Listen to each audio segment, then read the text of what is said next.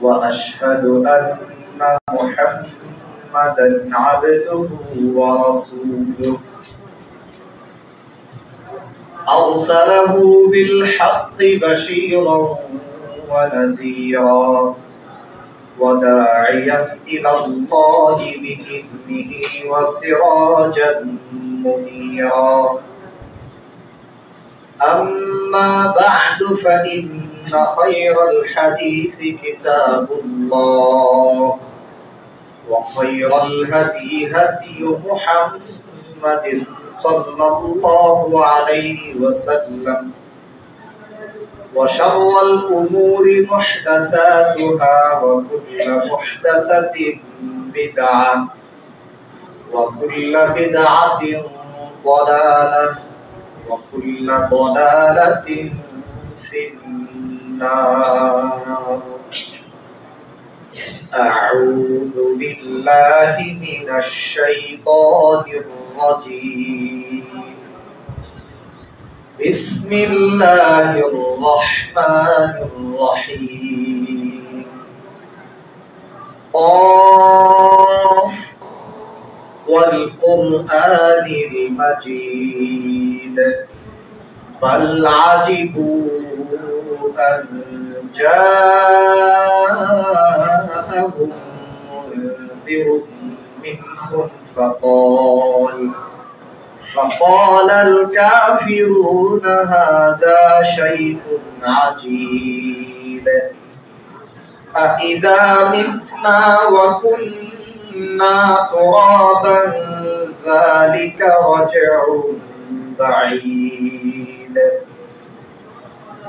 قد علمنا ما تنقص الأرض منهم وعندنا كتاب حفيظ بل كذبوا بالحق لما جاءهم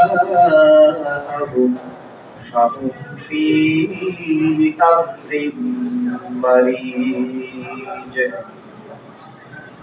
وقال تعالى في كلامه المجيد وفرقانه الحميد أعوذ بالله من الشيطان الرجيم. لتجدن أشد الناس عداوة للذين آمنوا اليهود لتجدن أشد الناس عداوة للذين آمنوا اليهود والذين أشركوا إلى آخر الآية. وقال النبي الأمين صلى الله عليه وسلم المرء مع من أحب. وقال أيضا من تشبه بقوم فهو منهم. উপস্থিত সম্মানিত মুসল্লিয়ান, পর্দার আড়ালের মা ও বোনেরা, আল্লাহ রাব্বুল আলামিনের দরবারে অন্তরস্থল থেকে গভীর থেকে কৃতজ্ঞতা জানাই যে আল্লাহ রাব্বুল আলামিন সারা পৃথিবীব্যাপী চলমান মুসলিম জাতির উপরে নির্যাতন, নিপীড়ন, অবিচার, সকল প্রকারের জুলম ও অত্যাচারের মধ্যেও আমাদেরকে এখনো নিরাপত্তার চাদরে ঢেকে রেখেছেন। সে আল্লাহ রাব্বুল আলামিনের দরবারে অন্তরের গভীর থেকে কৃতজ্ঞতা জানাই, আলহামদুলিল্লাহ। এই নিরাপত্তা যে কত বড় নিয়ামত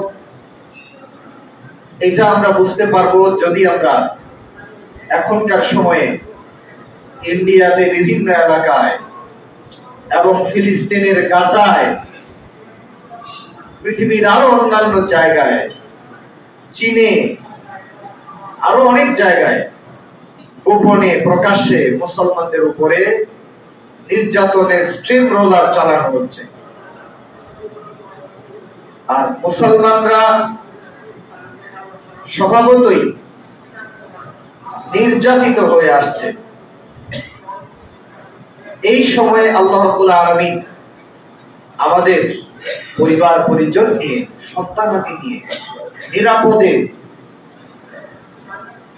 এই যে সময় পার করবার তৌফিক দিচ্ছেন, এটা আল্লাহ তাআলার পক্ষ থেকে বিশেষ অনুগ্রহ, দয়া ছাড়া আর কিছুই নয়।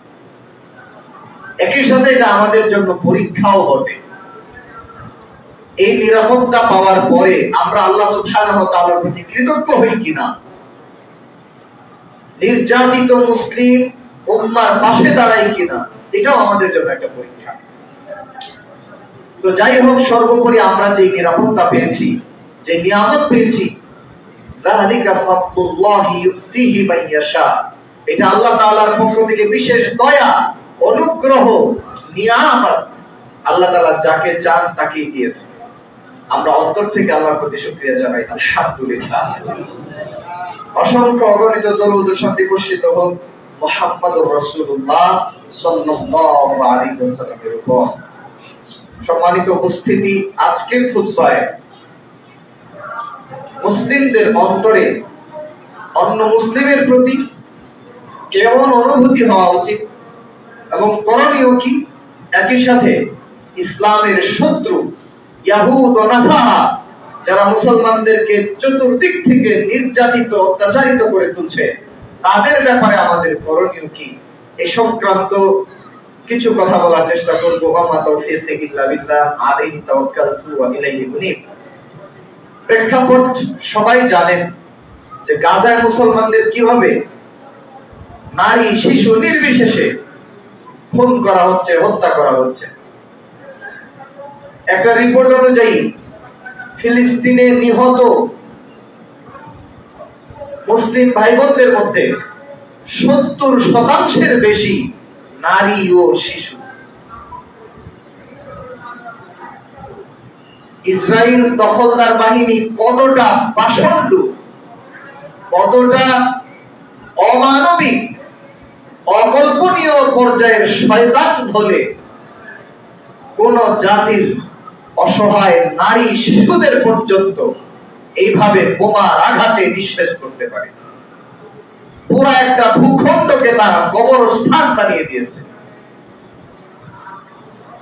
এই ইহুদি জাতির এই শয়তানিগুলো সবার আগে ভালো করে জানা, এদেরকে চেনা, এটা মুসলিম উম্মার উপরে একান্ত দায়িত্ব ও কর্তব্য। তাদের ষড়যন্ত্র, তাদের কূটকৌশল এবং তাদের এই শয়তানিগুলো প্রত্যেকটা মুসলিমকে জানতে হবে, সচেতন হতে হবে।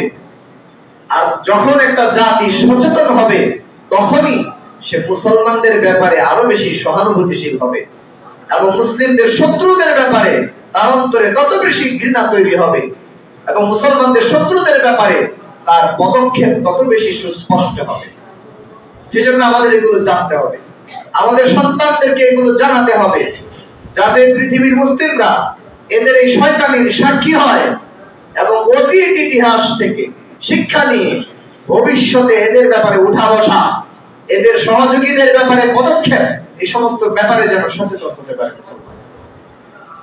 আমরা যদি এই ইহুদি জাতির ইতিহাস লক্ষ্য করি,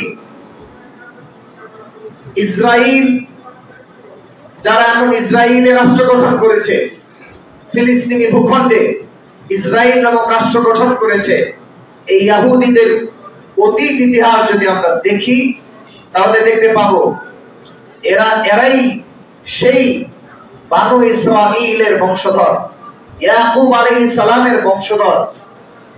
পরবর্তীতে যারা মুসা আলাইহিস সালামের অনুসারী হয়েছিল, মুসা আলাইহিস সালামের কওমের লোক ছিল তারা।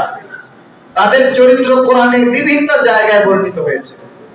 এরা বিভিন্ন সময়ে নবীদেরকে হত্যা করেছে, নবীদেরকে হত্যা করেছে আর নিজেদেরকে আবার ঈমানদার দাবি করেছে, বলছে আমরা ঈমানদার। মুসা আলাইহিস সালাম তাদেরকে বিভিন্ন সময় সতর্ক করেছে, তারা সতর্ক হয় নাই। অন্যান্য নবীরা সতর্ক করেছে, সতর্ক হয় নাই। নবীদের সাথে তারা কেমন বেয়াদবি করতো দেখেন। তাদেরকে বলা হলো যুদ্ধে যেতে, আল্লাহর নির্দেশ হলো একটি যুদ্ধে অংশগ্রহণ করার জন্য। তারা বলছে ইযহাব আনতা ওয়া রাব্বুকা ফাকাতিলা ইন্না নাহনু হাহুনা কাঈদুন। আপনি আর আপনার নবীকে, আপনার আল্লাহ গিয়ে যুদ্ধ করেন, আমরা এখানে বসে থাকি। এই ধরনের বেয়াদবিমূলক কথাবার্তা তারা বলত। তারা বিভিন্ন সময়ে নবীদেরকে হত্যা করেছে, নবীদের সাথে বেয়াদবি করেছে। মুসা আলাইহিস সালামের ঘটনা দেখেন।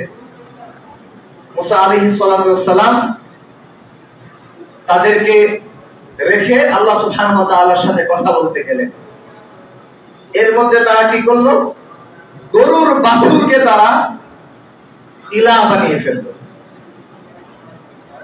وَإِذْ وَاعَدْنَا مُوسَى 40 لَيْلَةً ثُمَّ اتَّخَذْتُمُ الْعِجْلَ مِنْ بَعْدِهِ وَأَنْتُمْ ظَالِمُونَ। মুসা আলাইহিস মাত্র 40 দিনের প্রতিশ্রুতি দিয়ে গেছেন তাদের, আর 40 দিনের মধ্যেই তারা গরুর বাচ্চার পূজা করা শুরু করে দিয়েছে, বাছুরের পূজা করা শুরু করে দিয়েছে। জালেম অবস্থা। এর পরে আল্লাহ তাআলা তাদেরকে maaf করেছেন। সুম্মা আফাউনা আনকুম মিন বাদি যালিক লাআল্লাকুম তাশকুরুন।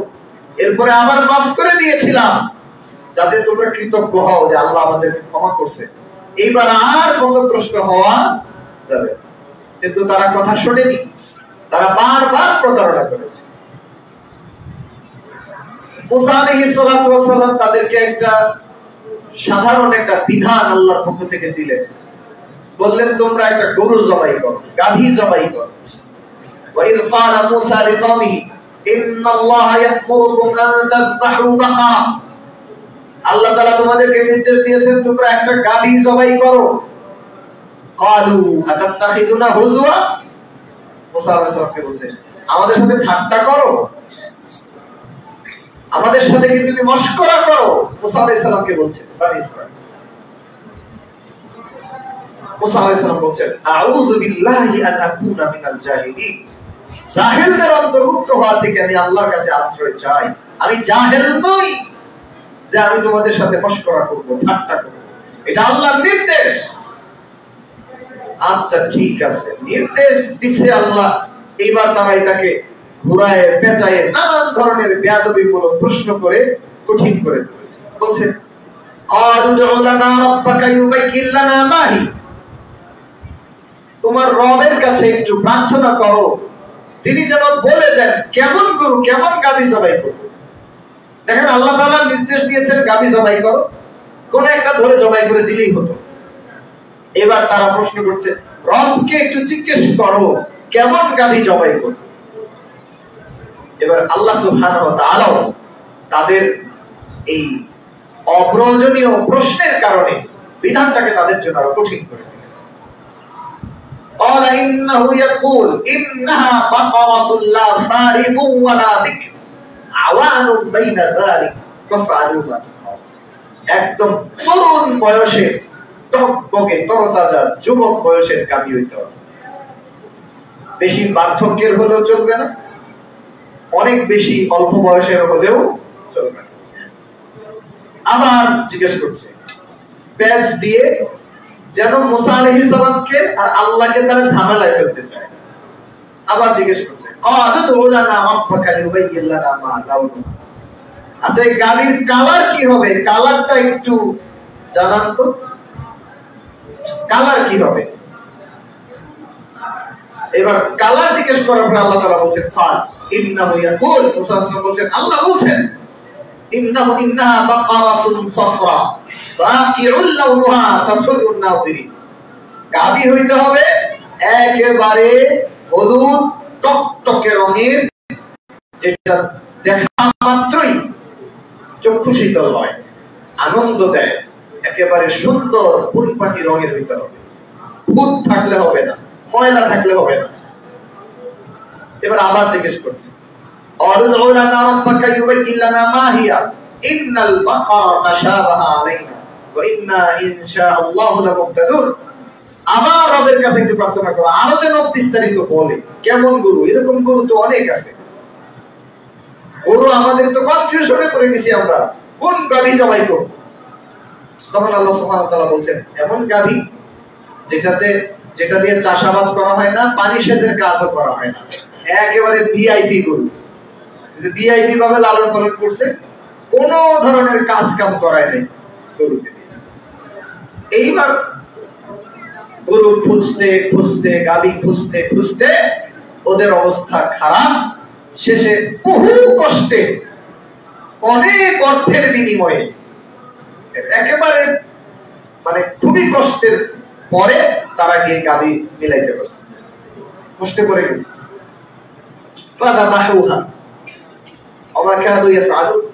একেবারে নিরুপায় হয়ে গেছে, পারতেছে না, এমন অবস্থায় গিয়ে গরু ম্যানেজ করছে, গাভী জবাই করেছে। এই যে তাদের চরিত্র দেখেন, আল্লাহ রাব্বুল আলামিন তাদেরকে মান্না ও সালওয়া দিয়েছে, খাবার, আসমানি খাবার খাও। আসমানি খাবার মান্না ও সালওয়া পছন্দ হয় না। লাম নাসবিরু আলা তুআমি ওয়াহিদ, আমরা এক খাদ্য বারবার খেতে পারবো না, একই খাবার বারবার ভালো লাগে না। فادعوا لنا ربك يخرج لنا مما تنبت الارض من بقلها وقثائها وفومها وعدسها وبصلها। আদা, পেঁয়াজ, রসুন এগুলো দরকার। তো তারা নিজেরাই নিজেদেরকে লাঞ্ছিত করেছে বিভিন্ন পর্যায়ে, বিভিন্ন সময়ে। তো এই ইহুদীদের চরিত্র আপনি কল্পনা করতে পারবেন না, তারা কত ধরনের বক্র চরিত্রের এবং শয়তানি চরিত্রের লোক, কল্পনারও বাইরে। যদি রাসূলুল্লাহ সাল্লাল্লাহু আলাইহি ওয়াসাল্লামের জামানায়ও লক্ষ্য করেন, তারা আগে থেকেই শয়তানি এবং কূটকৌশলের জন্য তারা বিখ্যাত সারা পৃথিবী জুড়ে, এবং এই কারণে পৃথিবীতে কোথাও তারা স্থায়ী হতে পারত না, সবাই এদেরকে বের করে দিত যে এই শয়তানি লোকজন আমাদের এখানে রাখবে, সবাই বের করে দিত। এভাবে ঘুরতে ঘুরতে ঘুরতে ঘুরতে তারা মদিনায় আশ্রয় নিয়েছে, জাজিরাতুল আরবে আশ্রয় নিয়েছে। তারা তাদের আসমানি কিতাবে পেয়েছে এখানে একজন নবী আসবে, তারা সেখানে গিয়ে আশ্রয় নিয়েছে, ধারণা করছে যে নবী তো আমাদের মধ্য থেকেই আসবে। ওই যে ইতিপূর্বে বহু নবী তাদের মধ্য থেকে এসেছে, বহু নবী, এবং তারা প্রত্যেক যুগে নবীদের সাথে মারাত্মক পর্যায়ের বেয়াদবি করেছে, অল্প কিছু মানুষ ছাড়া, এবং বেয়াদবি করেছে, নবীর অনুসরণ ঠিক মতো করে নাই, বিভিন্ন সময়ে তারা ধ্বংস হয়েছে। এই অবস্থায় তারা মুহাম্মদুর রাসূলুল্লাহ সাল্লাল্লাহু আলাইহি ওয়াসাল্লামের আগমনের ভবিষ্যৎবাণী জানতে পেরে তারা মদিনায় জাজিরাতুল আরবে তারা আশ্রয় নিয়েছে। এক পর্যায়ে মুহাম্মদুর রাসূলুল্লাহ সাল্লাল্লাহু আলাইহি ওয়াসাল্লাম মক্কায় কুরাইশদের মধ্য থেকে যখন প্রেরিত হলেন নবী হিসেবে, এবং ধীরে ধীরে মক্কার জীবন শেষ করে আল্লাহ রাসূল সাল্লাল্লাহু আলাইহি ওয়াসাল্লাম যখন মদিনায় হিজরত করলেন, তখন তাদের মধ্য থেকে তারা যাচাই বাছাই করার জন্য লোক পাঠালো বিভিন্ন সময়। এর মধ্যে একজন হুয়াই বিন আখতাব এবং তার ভাই আবু ইয়াসির। হুয়াই বিন আখতাবের মেয়ে সফিয়া রাদিয়াল্লাহু তাআলা আনহা, তিনি উম্মুল মুমিনিন ছিলেন। মুহাম্মদ রাসূলুল্লাহ সাল্লাল্লাহু আলাইহি ওয়াসাল্লামের সাথে তার বিয়ে হয়েছে। ইবনে ইসহাক সফিয়া রাদিয়াল্লাহু আনহা থেকে একটা বর্ণনা নকল করেছেন। সফিয়া রাদিয়াল্লাহু আনহা বলছেন যে আমি যখন ছোট ছিলাম, আমার বাবা চাচা আমার অন্যান্য ভাই বোন বা কাজিনস সবার মধ্যে আমাকে সবথেকে বেশি আদর করতেন। যখনই তারা বাসায় আসতেন বাইরে থেকে, আমার বাবা চাচা সকল বাচ্চাদেরকে উপেক্ষা করে আমাকে কোলে তুলে নিয়ে আদর করতেন। বুঝতে পারছেন কত বেশি আদর করতেন তাকে, যে বাইরে থেকে আসছে আর সফিয়া রাদিয়াল্লাহু আনহাকে তার বাবা বা চাচা ইগনোর করেছে, এরকম হয়নি, সাথে সাথে কাছে নিয়েছে, আদর করেছে। বলছেন যে মুহাম্মদুর রাসূলুল্লাহ সাল্লাল্লাহু আলাইহি ওয়াসাল্লাম যখন মদিনায় আসলেন এবং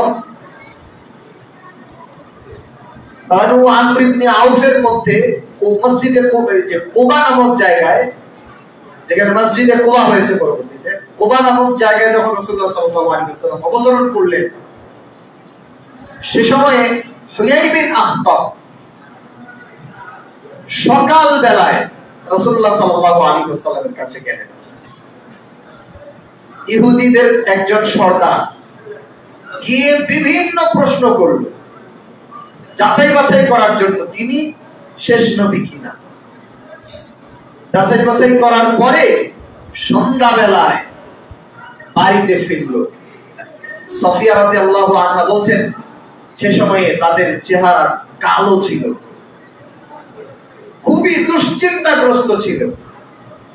এবং আসার পরে সফিয়া রাদিয়াল্লাহু তাআলা সামনে থাকা সত্ত্বেও তাকে আর কাছে নেয় নাই।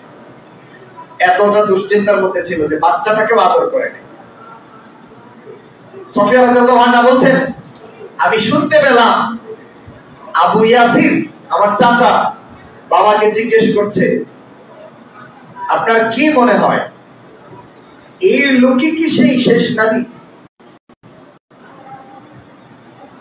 হুয়াই বিন আখতাব ইহুদি সর্দার বলছে, হ্যাঁ তিনিই শেষ নবী। আবু ইয়াসির আবার জিজ্ঞেস করছে, আপনি কি নিশ্চিত? আপনি কি নিশ্চিত করতে পারছেন যে উনি শেষ নবী? বলছে, হ্যাঁ আমি নিশ্চিত করেই বলছি উনি শেষ নবী, সন্দেহ নাই। এবার আবু ইয়াসির জিজ্ঞেস করছে, তাহলে আমরা কি পদক্ষেপ নিব, আমাদের আচরণ কেমন হবে তার সাথে?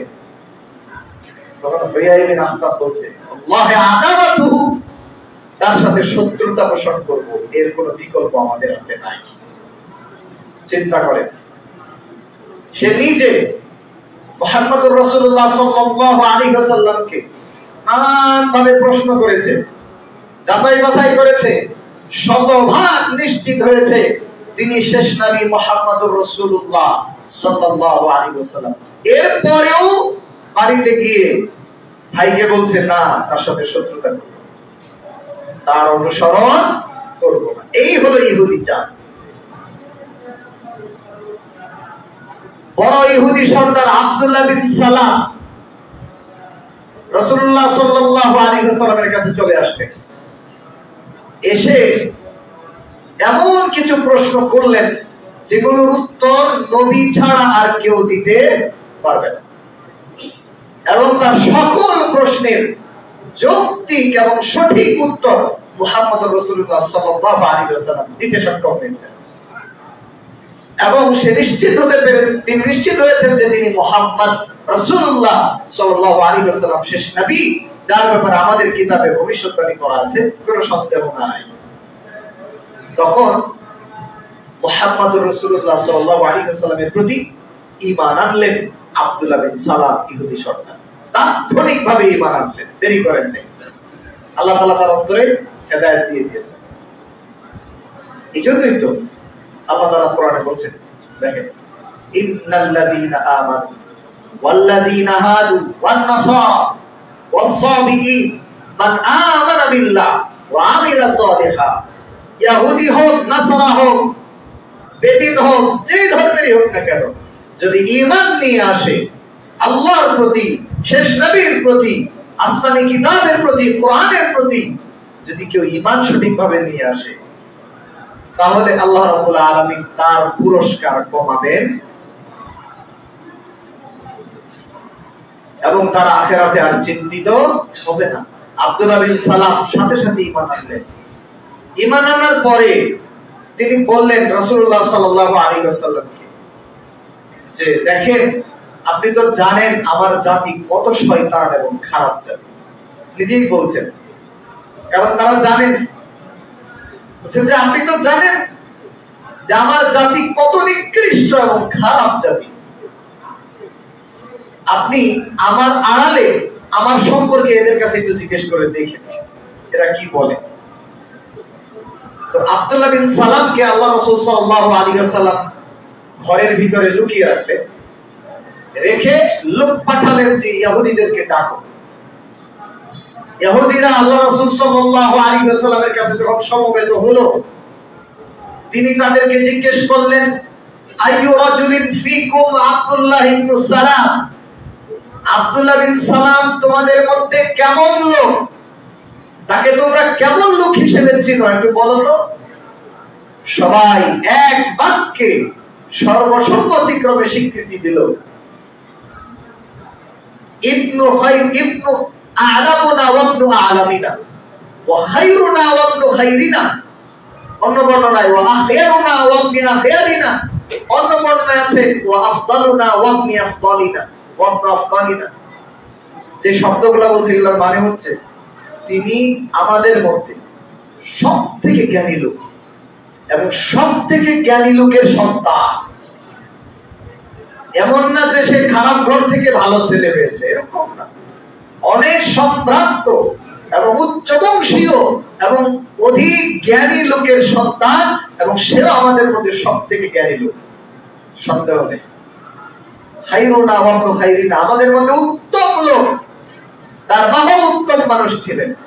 আফদালুনা ওয়া ইবনু আফদালিনা, উৎকৃষ্ট মানুষ, তার বাবাও আমাদের মধ্যে উৎকৃষ্ট মানুষ ছিলেন, সন্দেহ নেই। এই কথাগুলো বলার পরে আব্দুল্লাহ বিন সালাম এইবার ঘর থেকে বের হলেন। বের হয়ে ইহুদীদের সামনেই কালেমা পড়ে সাক্ষ্য দিয়ে বললেন, আশহাদু আল্লা ইলাহা ইল্লাল্লাহ ওয়া আশহাদু আন্না মুহাম্মাদার রাসূলুল্লাহ। আমি সাক্ষ্য দিচ্ছি আল্লাহ ছাড়া কোনো সত্যিকারের মাবুদ নাই, আর এই মুহাম্মদ আল্লাহ সুবহানাহু ওয়া তাআলার প্রেরিত রাসূল সাল্লাল্লাহু আলাইহি ওয়াসাল্লাম।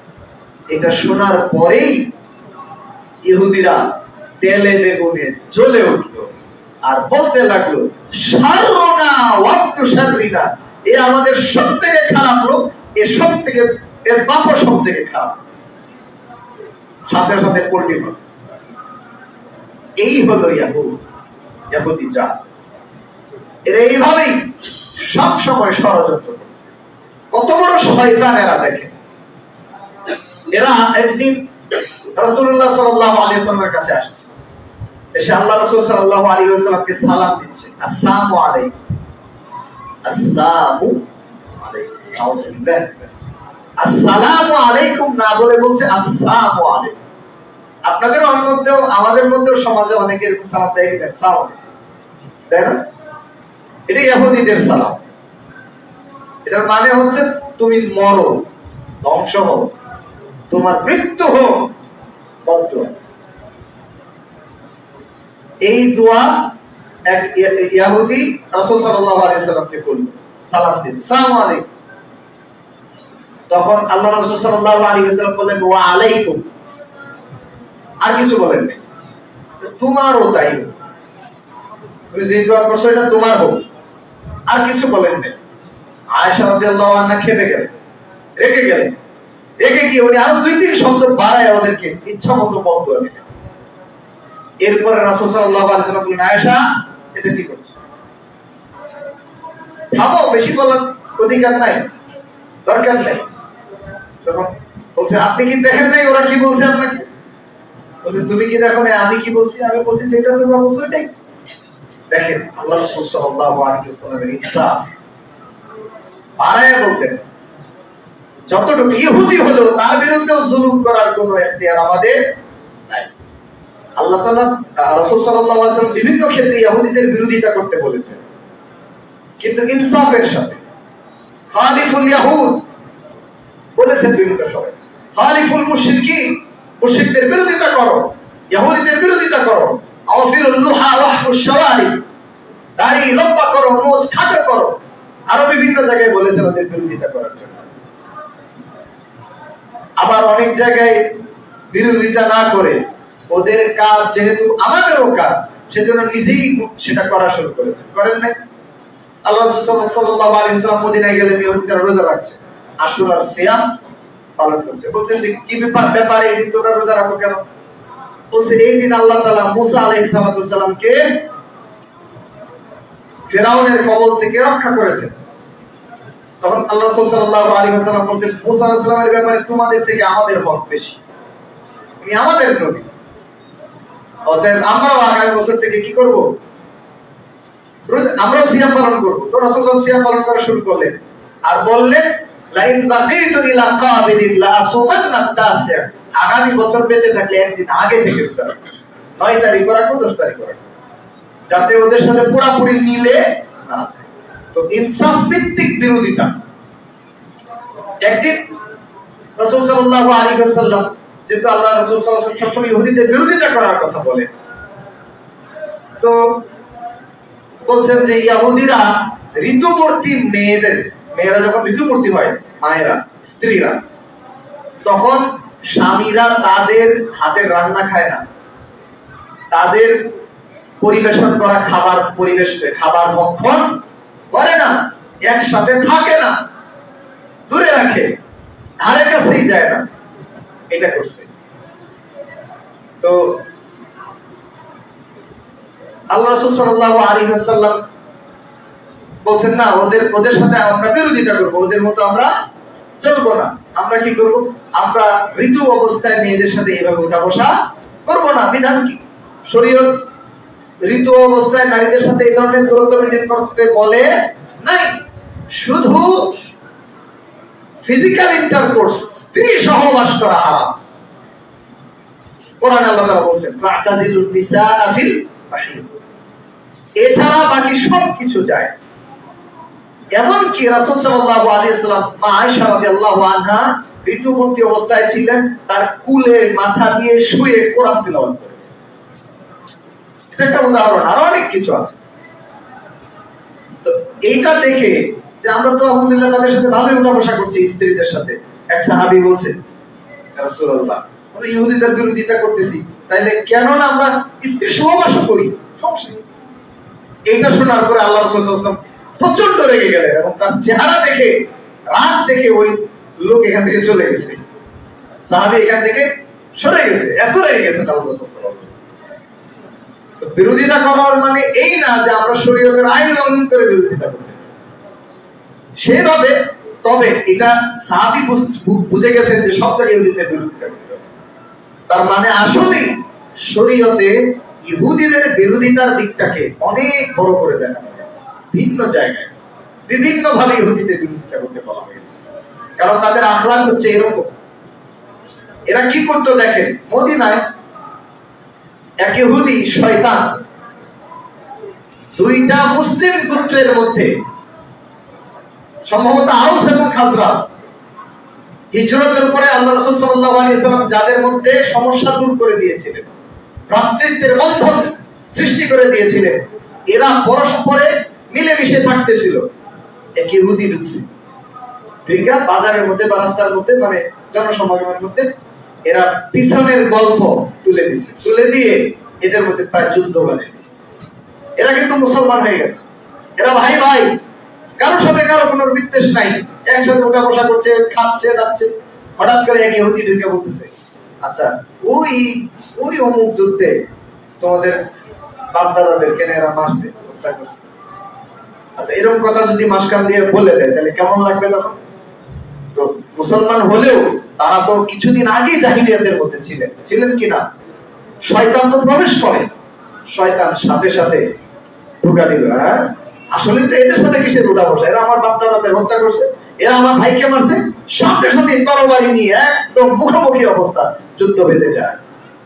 রাসূল সাল্লাল্লাহু আলাইহি ওয়াসাল্লাম খবর পেয়ে সাথে সাথে ওখানে গেলেন, গিয়ে তাদেরকে ঠান্ডা করলেন এবং সতর্ক করলেন, তারা তওবা করে নিলেন সাথে সাথে। দেখেন ইহুদি কত দূর পারে, মাঝখানে ঢুকছে, ঢুকে ভালো সম্পর্কের মধ্যে অতীতের ইতিহাস মনে করিয়ে তাদেরকে একেবারে যুদ্ধের মুখোমুখি করে দিয়েছে। এই শয়তানির কারণে পৃথিবীতে কোথাও ইহুদিদেরকে কেউ জায়গা দেয় নাই। রাসূলুল্লাহ সাল্লাল্লাহু আলাইহি ওয়াসাল্লামের সময়ে যদি ইতিহাস দেখেন, তিনটা গোত্র ছিল মদিনায়, বড় গোত্র, বনু নাদির, বনু কুরাইযা আর বনু কাইনুকা। আল্লাহ রাসূল সাল্লাল্লাহু আলাইহি ওয়াসাল্লাম এদের সাথে সন্ধি চুক্তি করে মদিনায় বসবাস করছিলেন, সহাবস্থানে ছিলেন একসাথে। তার মধ্যে এরকম চুক্তি ছিল যে কখনো কুরাইশদেরকে বা শত্রু দলকে মদিনায় আক্রমণের ব্যাপারে, মুসলমানদের উপরে আক্রমণের ব্যাপারে তারা কখনো সহযোগিতা করবে না। যদি আক্রমণ হয় মিলে ঝিলে প্রতিহত করবে, এই ধরনের চুক্তি ছিল। তারা বিভিন্ন সময়ে লুকায়ে লুকায়ে সেই মক্কার কুরাইশ থেকে শুরু করে বিভিন্ন গোত্রকে মদিনায় হামলার জন্য উস্কানি দিয়েছে এবং আশ্রয় দিয়েছে।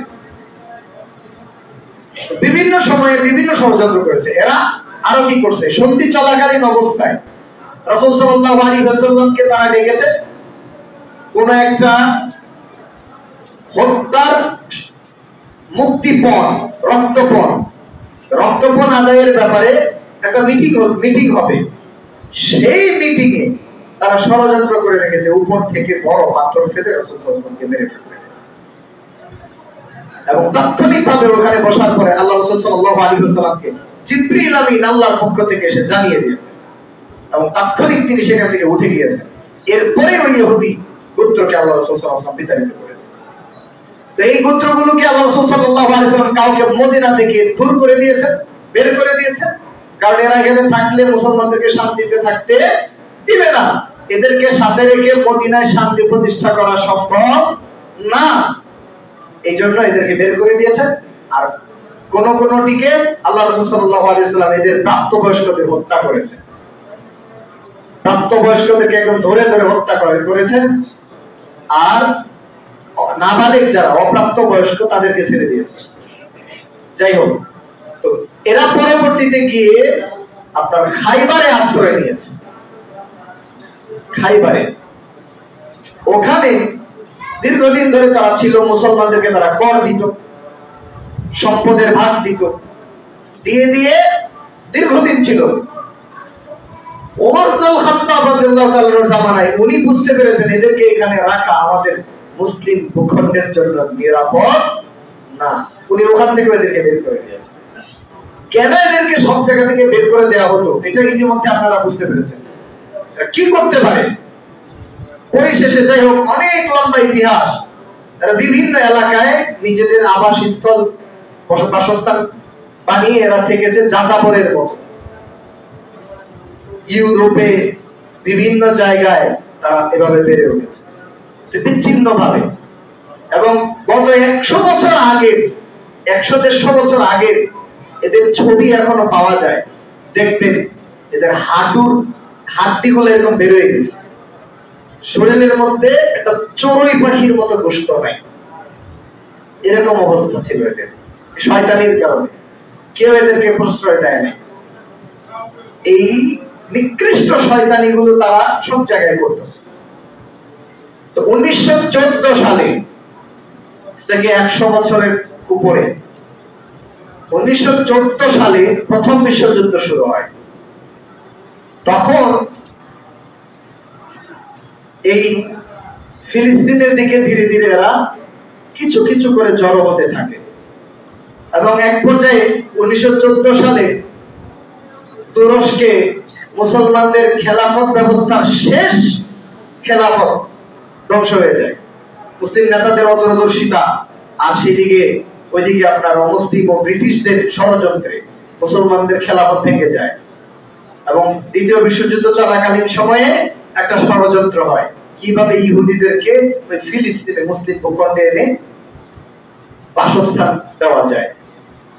তো যাই হোক, ওই অঞ্চলগুলো ব্রিটিশরা একসময় দখল করে নেয়, জেরুজালেম সহ ওই এলাকাগুলো ফিলিস্তিনের ভূখণ্ড নিয়ে।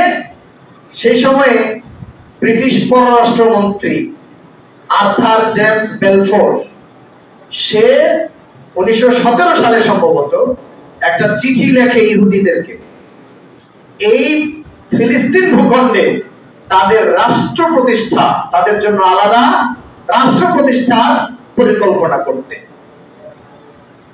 এবং সেই সময়ে মাত্র অল্প কয়েক হাজার ইহুদি সেখানে ধীরে ধীরে ছিল। আর তাদের অসহায় অবস্থায় জন্য মুসলমানরা তাদেরকে আশ্রয় দিয়েছিল। আপনি দেখেন একটা উদাহরণ, যদি এর সাথে মিল নাই, মায়ানমারে রাখাইনের মুসলমানরা যখন নির্যাতিত হয়েছে আমরা তাদেরকে আশ্রয় দিয়েছি। অথবা অন্য বিভিন্ন দেশ, পার্শ্ববর্তী দেশের বা অন্যান্য দেশের নির্যাতিত মানুষকে আশ্রয় দেয়, এটা খুব স্বাভাবিক। ফিলিস্তিনের মুসলমানরাও সহজ সরল এবং মুসলমানরা সাধারণত যেরকম হয় মায়ার সাগর, দয়ার সাগর, তারা অসহায়ত্বের কারণে এদেরকে থাকতে দিয়েছে, আচ্ছা থাকো সাইডে। তো এরা কি করেছে, ধীরে ধীরে এদের তো শয়তানি ষড়যন্ত্র চালু রেখেছে। তো 1918 সালে তাদের এখানকার বসবাসকারীদের সংখ্যা ছিল মাত্র 20,000। এই গত 4 বছরের মধ্যে তারা এই সংখ্যাটা বাড়িয়েছে। আগে আরো অনেক কম ছিল, অল্প কয়েক হাজার, 2-4-5 হাজারের। তো 18 সালের মধ্যে সংখ্যা দাঁড়ালো 20,000-এর মতো। এবং 1919 থেকে 23 সালের মধ্যে তখন তারা এখানে একটা সংগঠন তৈরি করে, হাগানা নামে। ইহুদি একটা সশস্ত্র সংগঠন। তারা প্রকাশ করে যে এটা আমাদের এখানে ইহুদিরা থাকে, তাদের নিরাপত্তা নিয়ে কাজ করতে। মূলত এরা কি করে, বিভিন্ন বাজারে, রাস্তাঘাটে, জনসমাগম যেখানে হয় ওইসব জায়গায় হামলা করে। হামলা করে মুসলমানদের মনে সংশয় এবং আপনার আতঙ্ক সৃষ্টি করে, যাতে মুসলমান দূরে সরে যায়। আর তারা মুসলমানদের ঘর বাড়ি, ক্ষেত খামার এগুলা জোর দখল করে ইহুদিদেরকে দেয়। এটা হলো তাদের কাজ। এইভাবে করে করে তারা মোটামুটি একটা নিজেদের জন্য নিরাপদ জায়গা তৈরি করে ফেলেছে। তো 1919 থেকে 23 এই 4 বছরের মধ্যে এখানকার জনগণের সংখ্যা দাঁড়ায় 35,000। এরপরে 1923 সালের পরে 1931 সালের মধ্যে, মাত্র কয়েক বছর, 6-7 বছরের মধ্যে 5 গুণ বেড়ে যায় তাদের জনসংখ্যা। তারা বিভিন্ন জায়গা থেকে মানুষকে এখানে নিয়ে আসে, নিয়ে এসে ঘর বাড়ি দেয় ইহুদিদেরকে, যে এই নাও তোমার বাড়ি, এই নাও ক্ষেত খামার করে খাও। তাদের সংখ্যা দাঁড়ায় 1,80,000। এবং 1947 সালে এই সংখ্যা 6 লাখে উপনীত হয়, 6 লাখ। এবং 1947 সালে জাতিসংঘ, আমেরিকা ও ব্রিটেন এর ষড়যন্ত্রে তারা ইহুদিদের একটা ক্রীড়নকে পরিণত হয়। তারা তখন এই ফিলিস্তিনে ইহুদি রাষ্ট্র ইসরায়েল গঠনের জন্য বিল পাস করে, প্রস্তাবনা পাস করে। আর আমেরিকা তখন এদেরকে সহযোগিতা করার জন্য পৃথিবীর বিভিন্ন দুর্বল অর্থনীতির দেশগুলোকে, ছোট ছোট দেশগুলোকে বাধ্য করে ভোট দেওয়ার জন্য ইসরায়েল রাষ্ট্রের পক্ষে। এবং আরব দেশগুলোতেও তখন মুসলমানরা দুর্বল, বিভিন্ন পর্যায়ে মুনাফিকে ভরে গেছে। এই সমস্ত দেশগুলোকে কাজে লাগিয়ে ইসরায়েলের পক্ষে জনসমর্থন তৈরি করে। সর্বপ্রথম যে আরব দেশ ইহুদিদেরকে ইসরায়েল রাষ্ট্রে বসবাসের জন্য ইসরায়েলকে রাষ্ট্র হিসেবে ঘোষণা দেয়, সেটা হলো মিশর। চিন্তা করে। তো যাই হোক, 1948 সালে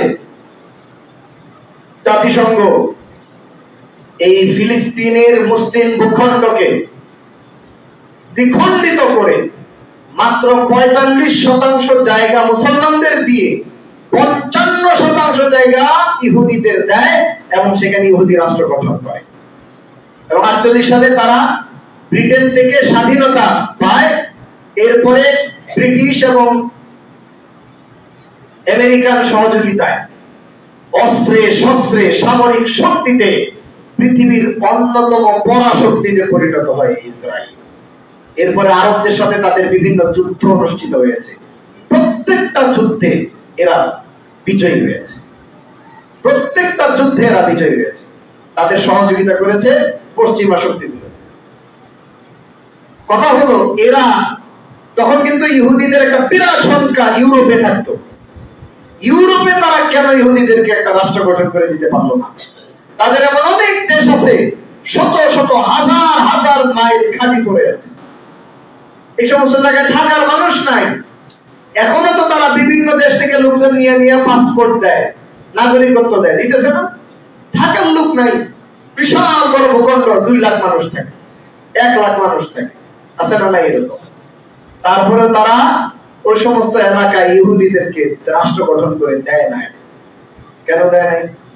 কারণ ওরা জানে এই ইহুদিরা হলো শয়তান, সহযোগিতা করবে, কিন্তু এমন ভাবে সহযোগিতা করবে যাতে তাদের সহযোগিতাটা মুসলমানদের বিরুদ্ধে যায়।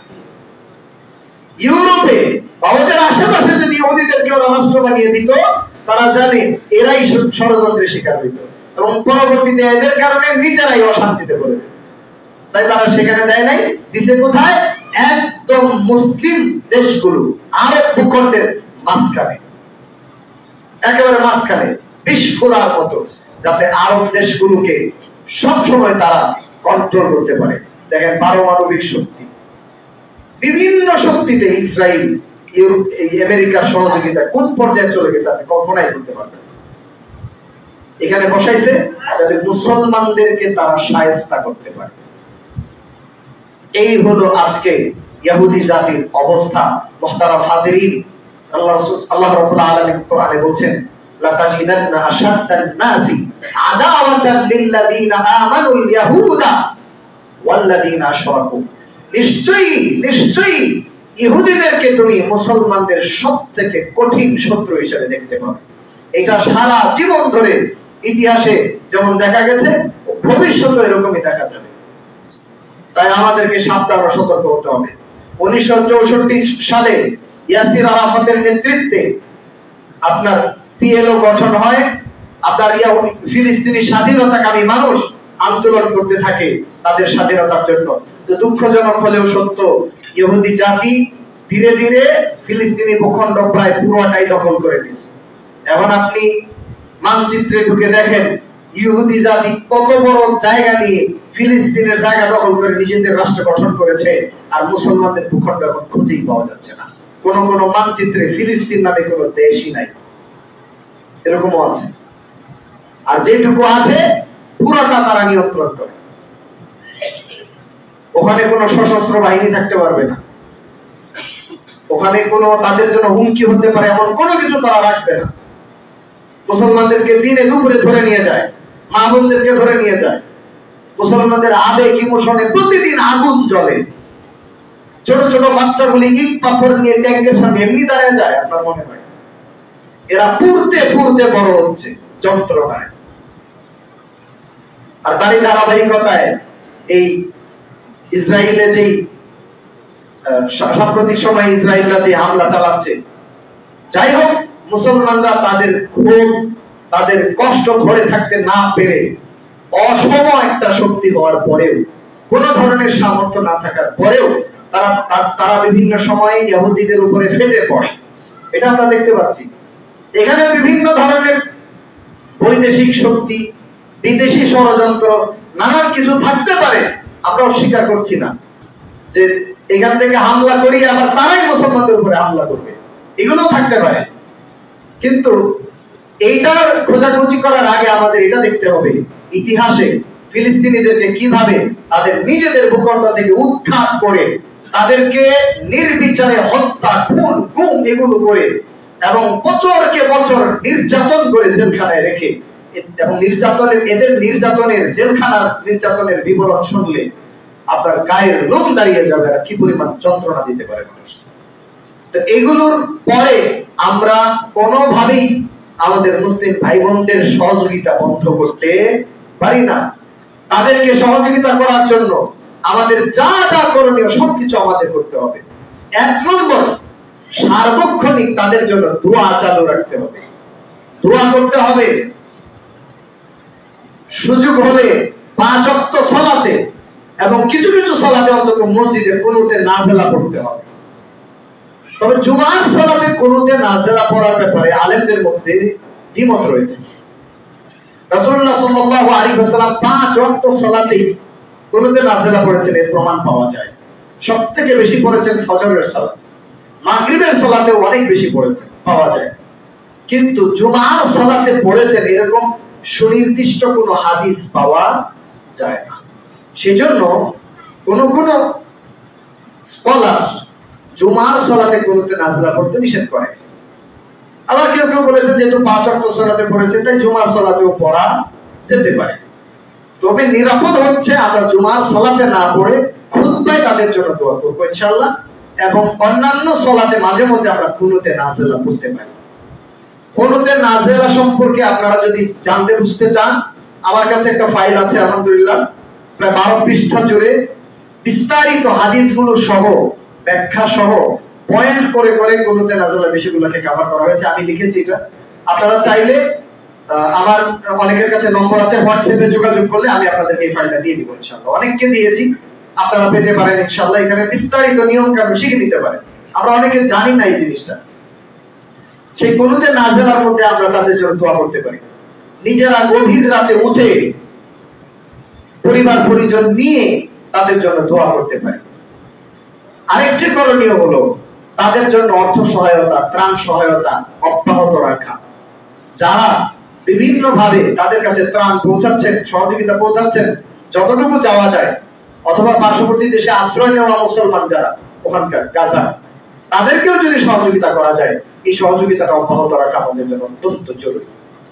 একই সাথে পৃথিবীর মুসলিম শাসক ও মুসলিম দেশগুলোর উচিত রাষ্ট্রীয় পদক্ষেপ গ্রহণ করা। আমরা পুরা জাতি মিলে লং মার্চ করে, বিভিন্ন ধরনের মিছিল মিটিং, আপনার মানববন্ধন করে যতটুকু না করতে পারবো, রাষ্ট্র হিসেবে যদি রাষ্ট্রপ্রধানরা এবং রাষ্ট্রীয় শক্তি যদি পদক্ষেপ নেয়, তার থেকে শত হাজার গুণ বেশি তারা পদক্ষেপ নিতে পারবে। সেজন্য আমরা আশা রাখবো পৃথিবীবাসী এবং এই পৃথিবীর মুসলিম দেশগুলো তাদের জায়গা থেকে সর্বোচ্চ পদক্ষেপ নেবে। জাতিসংঘে যদি পদক্ষেপ নেওয়া থাকে সেখানে নিবে, সরাসরি সশস্ত্র পদক্ষেপ নেওয়া থাকলে সেগুলো নিবে, এবং যেভাবে থামানো যায় ইহুদিদেরকে থামানোর তারা চেষ্টা করবে। এবং যদি সুযোগ থাকে মুসলিম দেশগুলো একত্রিত হয়ে ইহুদি জাতিকে পরাস্ত করে পৃথিবী থেকে তাদেরকে বিলীন করবে, এটাই আমাদের প্রত্যাশা থাকবে। দেখেন ইহুদিদের সংখ্যা কত ইসরায়েলে এখন? মাত্র 74,65,000। 74,65,000। এই সংখ্যাটা বাংলাদেশের 22 ভাগের 1 ভাগও না, তাই না? 1 কোটিও তো না।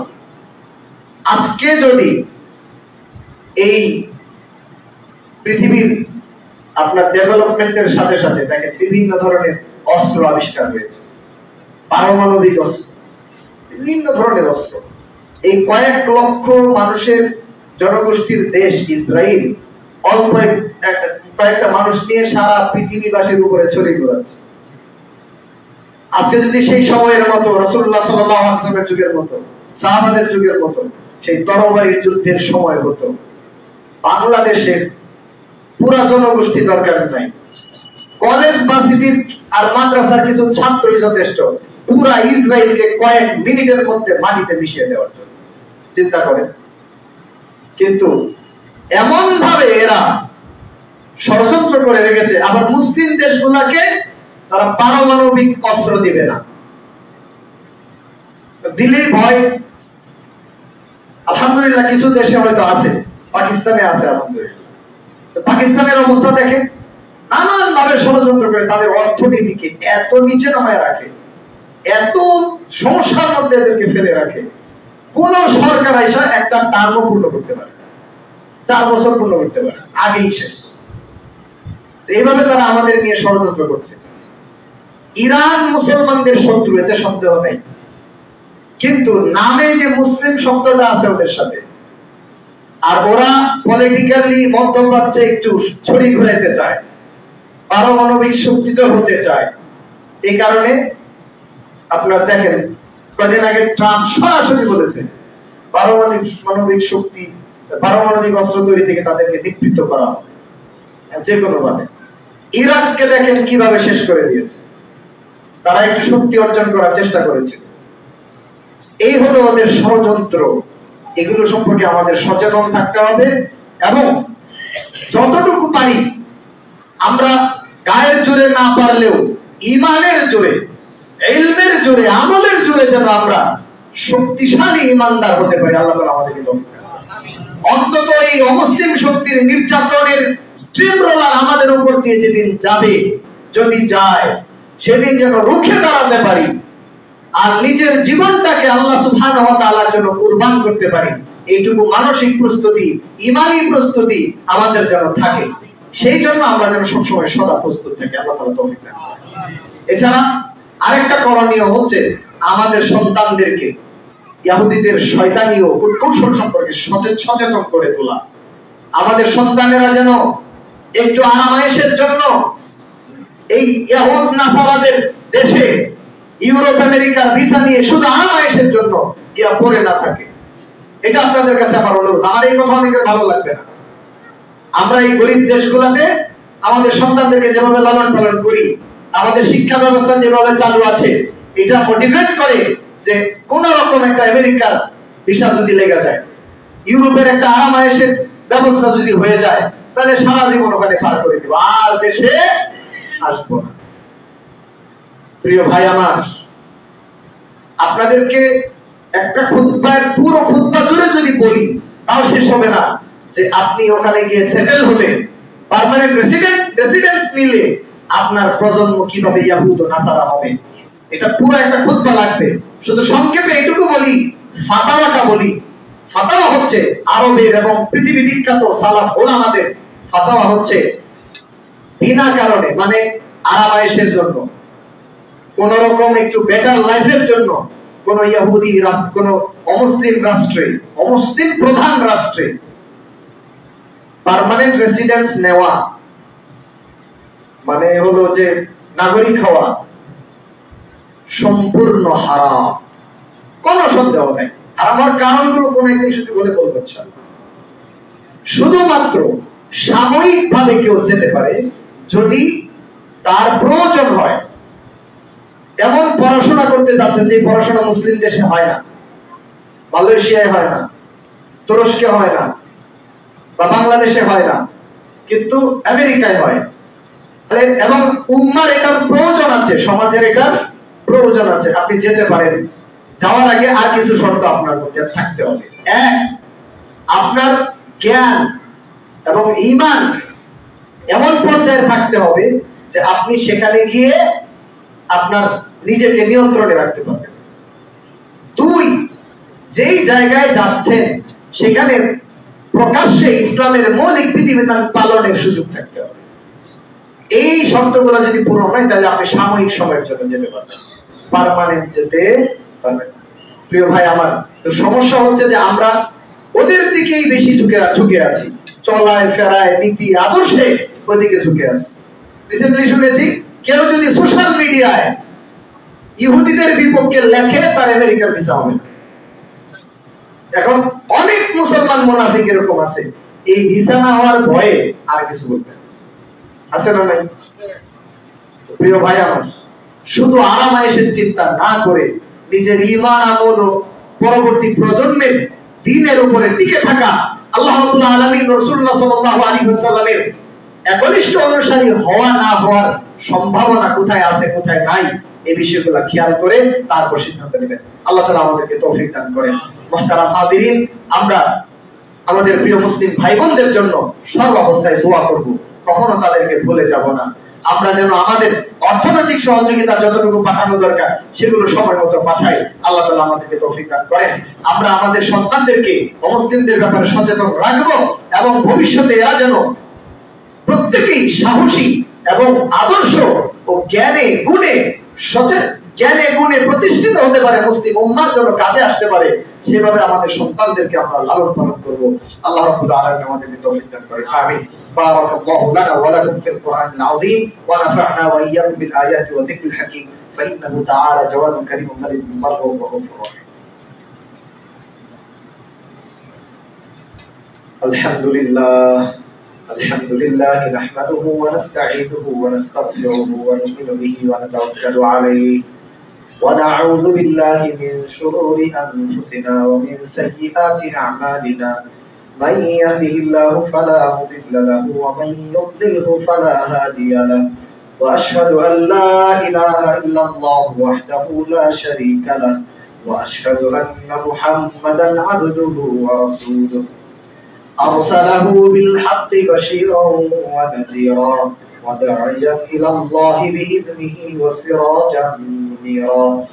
أما بعد فقد قال الله تعالى في كلامه المجيد وفرقانه الحميد: أعوذ بالله من الشيطان الرجيم.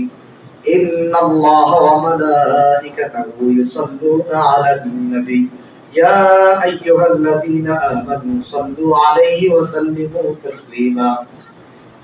اللهم صل على محمد وعلى آل محمد كما صليت على إبراهيم وعلى آل إبراهيم إنك حميد مجيد اللهم بارك على محمد وعلى آل محمد كما باركت على إبراهيم وعلى آل إبراهيم إنك حميد مجيد اللهم أعز الإسلام والمسلمين وأذل الشرك والمشركين اللهم انصر من نصر دين محمد واجعلنا منهم واخذل من خذل دين محمد ولا تجعلنا منهم اللهم أيد الإسلام والمسلمين اللهم انصر الإسلام والمسلمين في كل مكان اللهم أعز الإسلام والمسلمين في كل مكان